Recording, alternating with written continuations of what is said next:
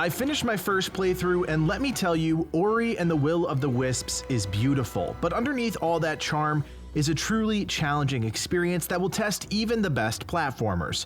Hello friends, it's Kodiak here, one half of the team behind Legion Gaming, and these are the things I wish I knew sooner about Ori and the Will of the Wisps.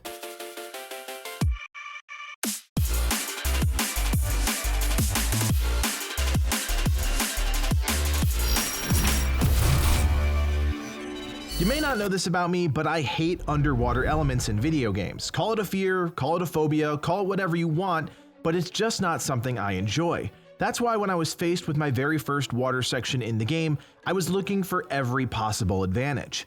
Luckily, I didn't have to look too far, but it's definitely something one could miss if you're not accustomed to backtracking. Once you find Ku and are tasked with tracking down spirits across the land, head back to the Wellspring Glade. There, you'll have the option to pick up Water Breath from Ophir, which allows you to breathe underwater without the need to come up for air. I can't tell you guys how big of a deal this is when you're tackling the Luma Pool section of the game. You'll spend about half of your time in that area underwater, which includes a portion of the boss fight, and without this skill, you'll just be working against yourself. It's a no-brainer considering how cheap it is to pick up, and it doesn't require you to do anything other than buy it. It doesn't take up a spirit shard slot, doesn't require you to keybind anything, it's just a passive upgrade that makes your experience a whole lot easier. Another thing that I picked up in my Hollow Knight days was how crucial buying maps is. In each area of the game you'll find Lupo, an interesting creature that'll always sell you a map of your surroundings. Sometimes it's less obvious where he is, but more often than not, you'll run across him during your exploration of a given zone. You may find that his prices are a bit much, but that all depends on how much you've collected and spent on other things in the game, but never skimp on the chance to pick up a map. What's so great about maps is that they really give you a sense of scope for the entire zone, and once you get to the point where everything is spread out, it can be easy to miss an unexplored area. With a map, you never have to worry about it, and in fact, unexplored areas will show up desaturated and grayed out, so you know exactly what parts you're missing. It's an essential purchase that hardly breaks the bank, so don't be stingy and pick up a map. If you're rushing to get to the end of Ori and the Will of the Wisps, you're missing out. I'm not a completionist, far from it, but what the game does so well is make you feel like going that extra mile to collect some Gorlek ore or Spirit Light is worth it. What I like so much about Ori is that once you explore an area, the game doesn't hide the fact that there are collectibles around. You just need to figure out a way to reach them. Some are more challenging than others, but taking the extra time to grab things like energy and life cells means you're still working towards a better gameplay experience. I almost find that the game revealing the location of these collectibles is a bit unfair, considering Lupo, the map vendor, will sell you the location of a given item for an insane amount of Spirit Light. Considering the fact that all you need to do is explore the area to uncover the major items, it's practically pointless to make this purchase, at least while you're still working through the game. Another option you'll have throughout your adventure is side quests, which are almost always worth it. The ability to track and mark locations on your map makes getting through these tasks too easy, and they're almost always rewarding you with something worthwhile. Don't sleep on these simple quests, especially if you like to spend your Spirit Light. Now this next point is more or less a PSA about the game as a whole. It can be tempting to gobble up new abilities and spirit shards, spending your Spirit Light almost as quickly as you get it. But the truth is, you can get by just fine with the core abilities in the game. I found that in nearly every situation, what I had already unlocked or purchased was enough to get me through that current situation.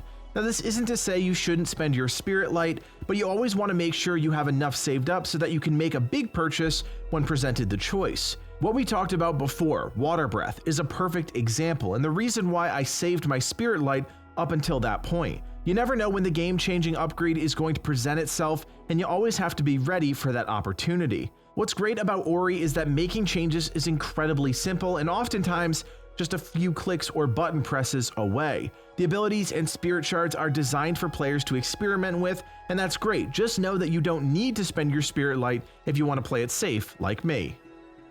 Whether or not you choose to 100% Ori is completely up to you, but there is some optional content that's damn near impossible to pass up, chief among them, the combat shrines.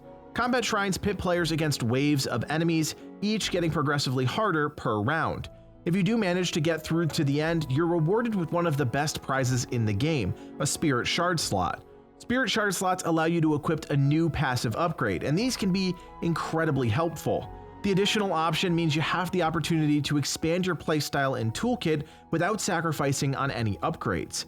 At this point, there are 4 combat shrines in the game, and each is worth doing 100%.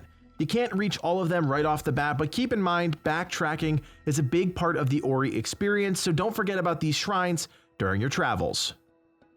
Finally, I wanted to end with something that took me until the last hour or so of the game to figure out, and that's breakable floors. I made a point of not reading any guides while playing this game, and this resulted in me having zero clue how to get past these breakable floors. Luckily, the solution is incredibly easy, it just takes a little know-how to get the job done.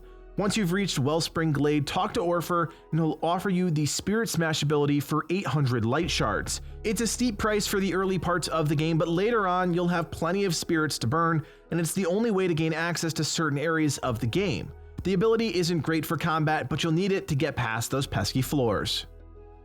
I hope you guys found some of my tips useful. If you'd like to add your own, go ahead and leave them in the comment section below. And don't forget to like and subscribe to Legion Gaming for more Ori videos in your feed. My name is Kodiak, and from everyone here at Legion Gaming, thanks for watching, and play on.